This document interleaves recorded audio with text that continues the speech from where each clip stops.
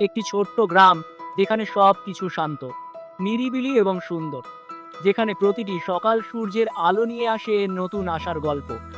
এই গ্রামের একমাত্র রহস্য ছিল সোহানা, একটি মেয়ে যার হৃদয়ে ভরা ছিল অপরিসীম ভালোবাসা।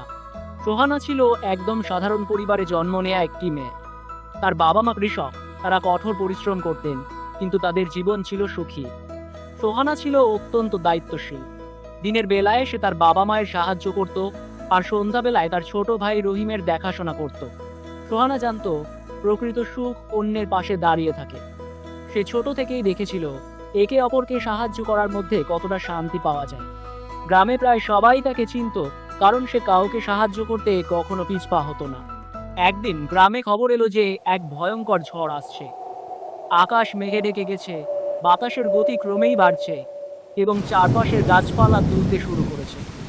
সোহানা জানতো এই ঝড় শুধু প্রকৃতি নয়, মানুষের জন্য বড় বিপদ ডেকে আনতে পারে। ঝড়ের তীব্রতা বাড়তে থাকলেও সোহানা আর রাহিম তাদের বাড়ির মধ্যে ছিল। কিন্তু সোহানা এক মুহূর্তের জন্য চিন্তা করলো গ্রামের অন্যান্য মানুষদের কি হবে, বিশেষত সুলতানা মা, যিনি একেবারে একা বাস করতেন। সোহানা জানতো যদি সুলতানা মা একা থাকেন, তাকে সাহায্য না করা হলে বড় বিপদ হতে পারে। সে এক মুহূর্তও দেরি না করে ঝড়ের মধ্যে মায়ের বাড়ি পৌঁছানোর জন্য বেরিয়ে গেল।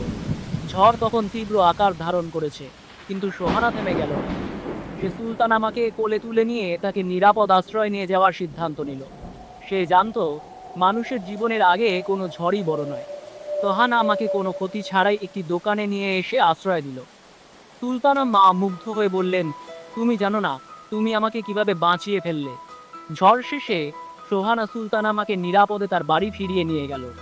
তার স্নেহ আর সাহসিকতার জন্য সুলতানা মা তাকে অভিভূত হয়ে কৃতজ্ঞতা জানালেন। গ্রামের সবাই সোহানার সাহসিকতার প্রশংসা করল।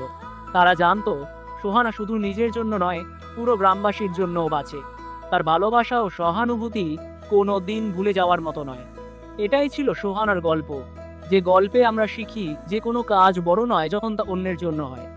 সোহানার মতো আমরা সবাই একটু ভালোবাসা ও সহানুভূতি ছড়িয়ে দিতে পারি।